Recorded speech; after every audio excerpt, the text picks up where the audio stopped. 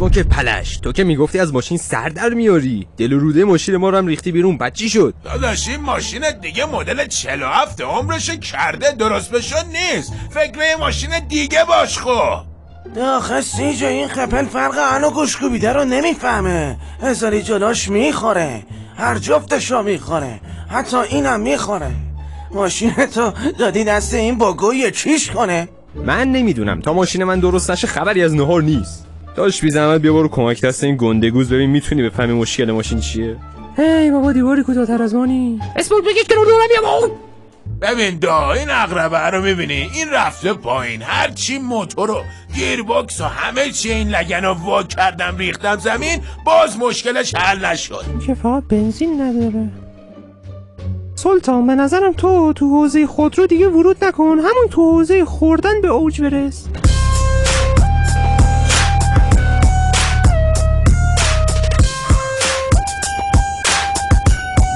شما اعضای اصلی گروه استریتید؟ یه ادامه دارم براتون. برگام پسر، اون دختری که تو آلمان بود باش چت میکردم و موخشو زدم $1000 رو برام فرستاد. آره داش همینجاست. سه جای باز یه اعترافی بکنم. آنجلینا که میگفت آلمانو باش چت میکردی من بودم با یه اکانت فیک. پوفیوز مگه قلب من بازیچه است؟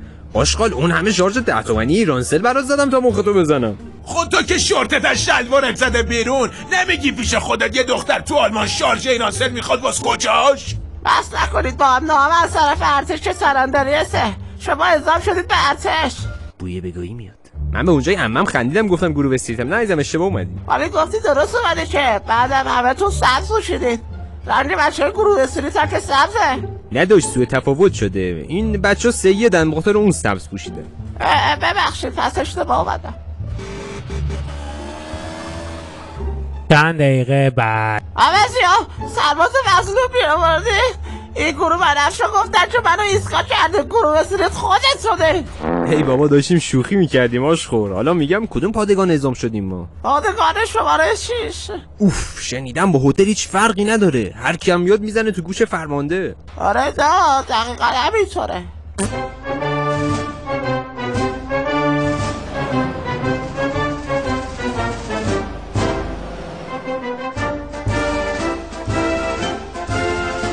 خسته نباشی آشخور، این در رو بی زحمت واکن ما بریم تو. من والا سوپ خوردم بیشتر، شما هم باید دیوهای جدید باشید، برید داخل.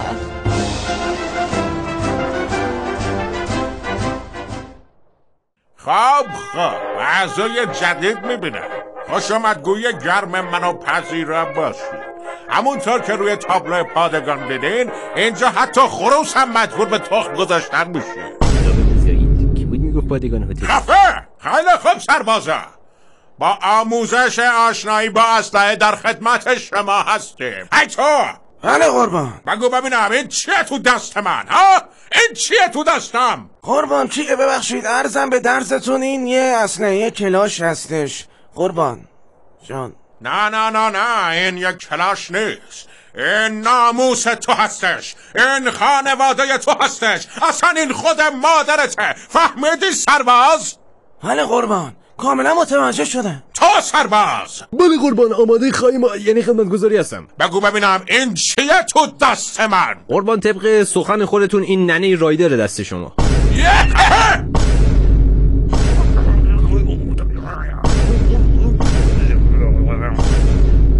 خب اسلحه شناسی برای امروز کافیه.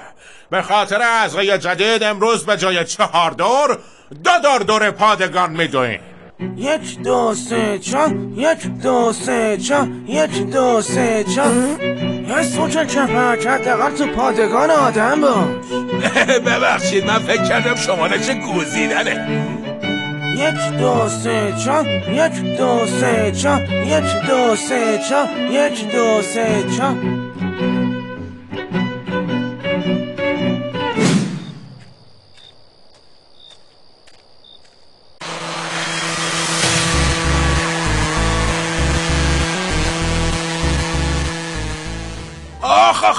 آخه مگه یه دونه سوسیس سرخ شدم شام شد آخه من گشنمه. اگه سیره شدی بفرما اینجا سوسیس منو بخور، مخصوص خودته. به قول سی جی تو که ننت دست فرمانده است مرزه نریز. یه سوچ کثافت، حق نداشتی ناموسش کنی. آی کشتن رایدر، غلط کردم.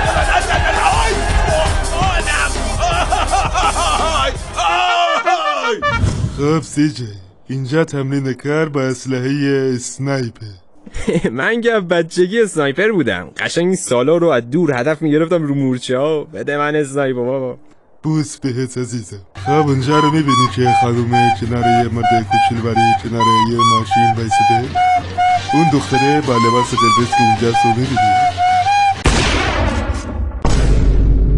احمق، واسه چی شلیک کردی؟ خب خودت گفتی دختره با لباس قرمز. خب دختره با لباس قرمز که چی احمق؟ نمیدونم، حس شیشم هم گفت لابد باید بزنمش دیگه. اون دختر فرمانده بود کنار نامزدش، تازه مخ کرده بودن. خب من ریدم دهنت، بگو دختر فرمانده است دیگه، چرا میگی دختر لباس قرمز؟ سرباز! شانس آوردی اورژانس لوس سانتوس مرده رو زنده میکنه. دختر منو نجات دادن. قربان به جون ننه رایدر که دست بچه هست، فکر کردم سوژه آموزشیه. ای احمق، سوژه آموزشی ماکت نه آدم زنده وحشی. بله قربان، حرفتون منطقیه. خب سربازا، امروز آموزش ابتدایی و مقدماتی رانندگی با تانک یاد میگیری. تو سرباز. بله قربان. چشم قربان. خب سرباز، آروم به سمت راست بچرخ. آفرین. حالا آروم به سمت چپ بچرخ. آفرین. حالا که دست فرمونت انقدر خوبه، یه دونات بزن بچه ها عشق کنه. آفرین. اصلا احسن. این دکمه قرمزه چه باحاله، یعنی چیکار میکنه؟ خب سربازا، دیده که دوست تو چقدر کار درست و حرفه‌ایه؟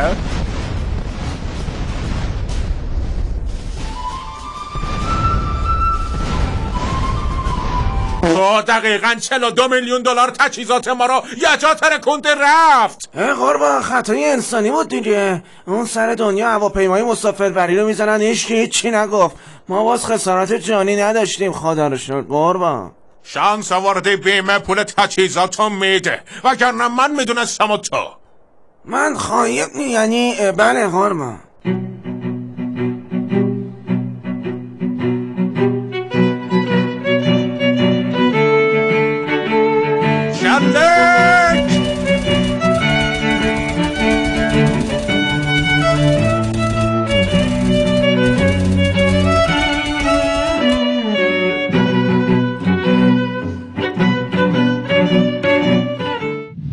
خب سربازا، امروز رئیس جمهور و مادر گرامشون از پادگان ما بازدید میکنن. همتون منظم و مرتب سر پستاتون وای میسین و حرکت اضافی نمیکنین. هر کی دست از پا خطا کنه 3 ماه اضافه خدمت میخوره. بحث آبروی پادگان وسطه. خب شما دوتا که نه. تو سرباز بیا اینجا. بله قربان، آماده خدمت گذاری هستم.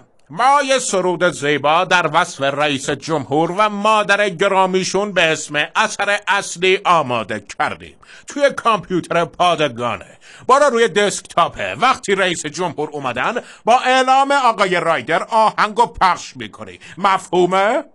بله قربان. خب بس ببینم، گفت اسم آهنگ اثر اصلیه. ای بابا، من که انگلیسی مثل ماشین تعمیر کردنم ریده. کدومشه یعنی؟ گمونم همینه.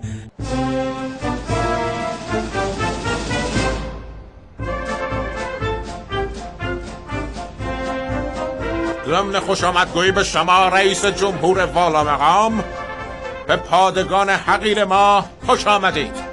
اجازه بدید با یک سرود زیبا در سراسر پادگان از شما استقبال کنیم. بنوازید. آهنگو پخش کن احمد.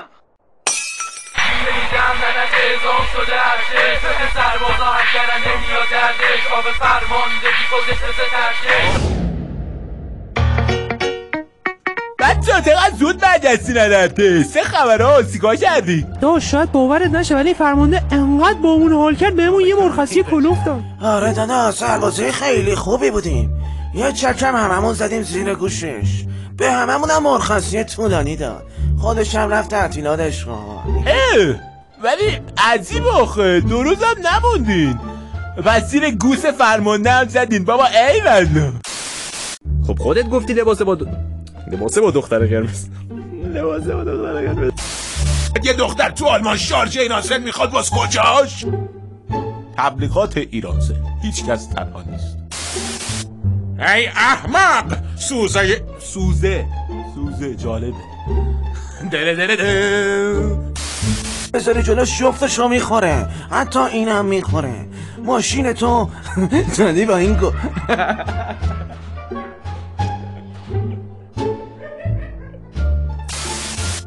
عرضم به درزتون که